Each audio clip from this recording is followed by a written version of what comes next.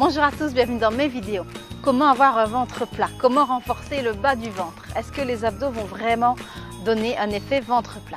Alors ça, c'est la grande question. C'est les questions que vous posez souvent et qu'on se pose souvent. Pour ça, il faut un petit peu comprendre ce qu'on fait. Si le ventre monte, ce n'est pas un objectif ventre plat. Aujourd'hui, je voudrais vous montrer des exercices qui à la base viennent de la méthode Pilates, mais qui ont été revisités, que j'ai appris donc en méthode de Gasquet entre autres, et que j'ai un petit peu mis à ma sauce à force de les faire pour pouvoir les ressentir. Donc ce sont des abdominaux qui vont être assez sains. Donc moi je cherche toujours à renforcer d'abord les abdos les plus profonds. Pourquoi? Parce que ce sont eux qui vont justement donner cet effet de gain, cet effet de maintien ici à votre ventre, à votre buste même. Moi après les 3 enfants, j'avais quand même le ventre en très mauvais état. Donc ici ce type d'abdominaux vraiment précis m'a bien aidé, mais toujours je suis régulière dedans. Donc ne visez pas systématiquement à avoir un effet super rapide et un effet qui se voit. Parce que vu qu'on va toujours travailler du plus profond vers le plus superficiel, ben les premiers temps ça ne se voit pas très fort mais ça se ressent. Mais vous tracassez pas, ça se verra. Vous verrez un aplatissement ici sur le ventre, vous verrez que la taille va se redessiner et vous retrouverez surtout un corps dans lequel vous vous sentez bien. En tout cas je l'espère. On s'y met? Je vous montre ça. Alors, je me suis mise sur le dos. Pour vous mettre sur le dos, commencez pas à descendre vraiment droit. Vous vous couchez par le côté puis vous vous placez.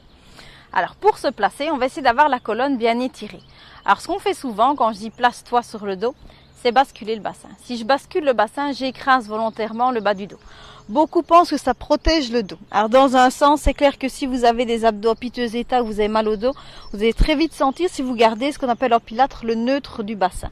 Donc ici le neutre, ça ne veut pas dire qu'on va essayer de conserver une cambrure, ça veut dire simplement qu'on va respecter la courbure naturelle du dos.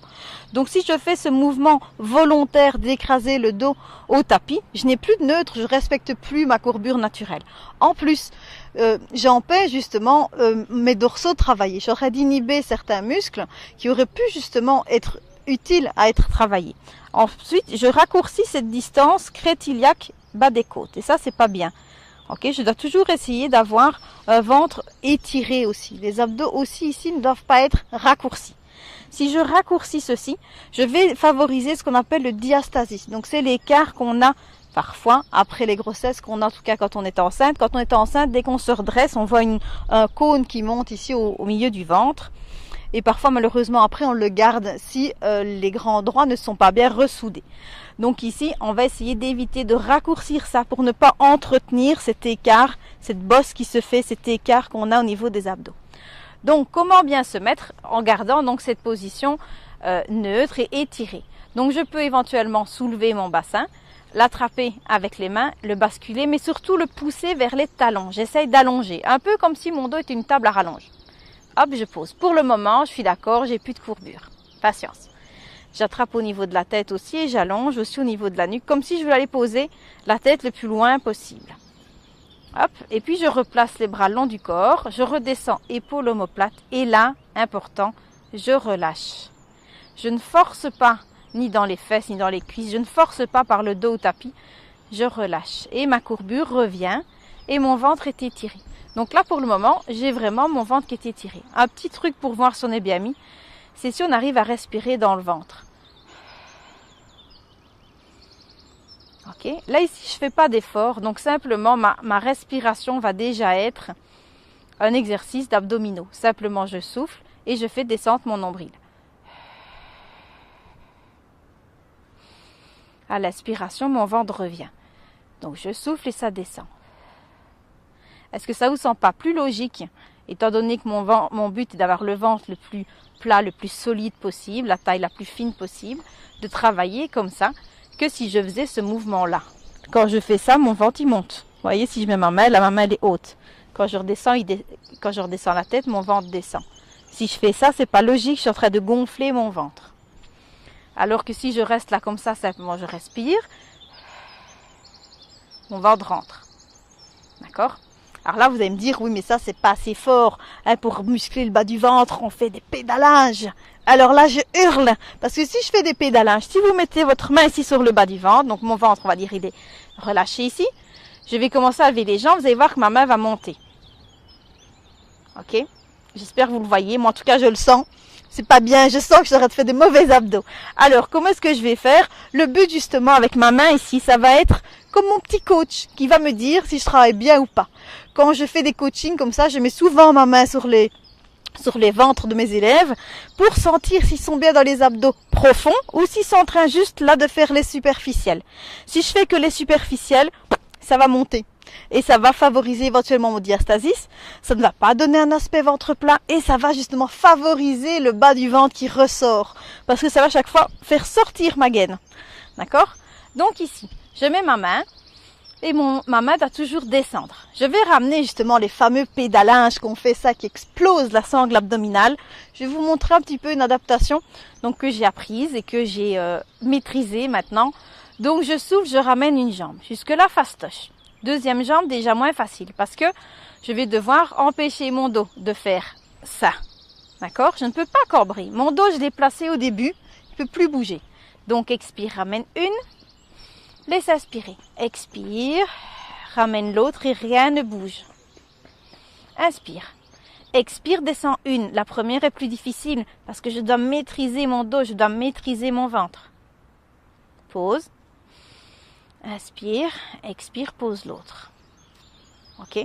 Alors vu de l'extérieur, ça a peut-être l'air super facile, mais essayez-le. Essayez vraiment.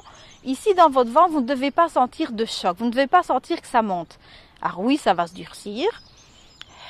Il rentre, il rentre, il rentre. Je sens vraiment mes abdos qui s'engagent. Je sens que je maîtrise mon dos et je remonte la jambe. D'accord?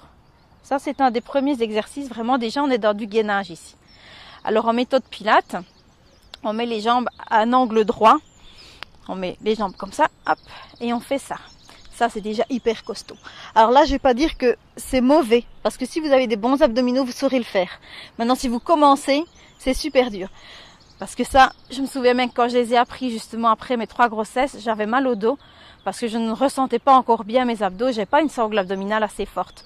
Donc je vous conseille d'avoir ici un angle plus petit que 90 degrés. Il ne faut pas garder ici l'angle droit, surtout si vous commencez. Là, sans mouvement, je sens que je serai de gainer à fond. Donc si vous êtes au début, ramenez d'abord les jambes en hyperflexion. Ça, c'est une bonne sécurité pour votre dos, pour votre ventre. D'accord? Et on ne va pas trop vite, on n'essaie pas de les faire super rapidement. On ne fait pas les deux à la fois, surtout au début. Ça, c'est hyper costaud. Je descends une et je maîtrise. Je descends l'autre. Alors, plus je vais avoir la colonne étirée, plus mon ventre va rentrer. Alors, si vous voulez mettre les mains là derrière, vous pouvez. Mais vous allez éviter de relever la tête, sinon le ventre monte. Ok? Quand je fais ça, mon ventre, il gonfle. Donc, ce sera plutôt pour repousser la tête dans les mains. Donc, vous pouvez mettre les mains là derrière. Pensez à repousser la tête dans les mains. Ce n'est pas les mains qui portent. Ok. Ça, on voit ça en méthode de Gasquet où elle a vraiment bien expliqué justement cet intérêt d'avoir la tête qui recule, d'activer les muscles du dos aussi pour renforcer les abdos. Il y a vraiment une relation, il y a une synergie entre tout. Donc, je peux ramener une. Je pousse la tête dans les mains et rien ne bouge.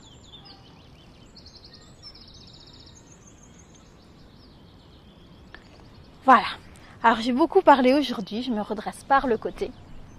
J'espère que je vous ai apporté des réponses à vos questions, j'espère que ça vous servira. Honnêtement, ce sont des exercices que je fais, ça reste quand même déjà dans mes exercices relativement costauds. Il n'y a pas besoin d'essayer toujours de faire en super charge, essayez de les faire correctement. Alors là, ici, c'est vraiment un exercice super complet. On a renforcé le dos. On a appris à maîtriser au niveau du bassin. Vous avez appris, j'espère, à ressentir un petit peu votre ventre. Ce sont des petits détails que j'essaie de venir voir dans tous mes cours, même dans les cours collectifs, de vérifier si tout le monde arrive vraiment à ressentir ces fameux détails qui donneront une réelle différence. Alors, on a travaillé donc le gainage pour avoir vraiment un ventre solide. On a travaillé au niveau des obliques aussi, vu que c'était chaque fois une jambe puis l'autre. Et on a aussi travaillé les tablettes de chocolat, donc on parle beaucoup parce qu'on se grandit. Si je me grandis, je travaille mes abdos, mes fameuses tablettes de chocolat, je les travaille en isométrique. Donc, c'est-à-dire, j'ai pas fait de mouvement. Ils ont travaillé parce que j'étais bien placée. J'arrête là avec mon blabla. De toute façon, on se retrouve très bientôt. J'essaierai de vous donner d'autres conseils comme ça, des petites astuces que moi-même aussi j'applique au quotidien. N'hésitez pas à me joindre, par exemple via Facebook. N'hésitez pas à me laisser vos commentaires même ici en dessous de ma vidéo, vous abonner à notre canal YouTube. Vous pouvez aussi me dire votre ressenti, si vous avez des problèmes par rapport à cet exercice. À très bientôt, merci pour votre fidélité. Ciao!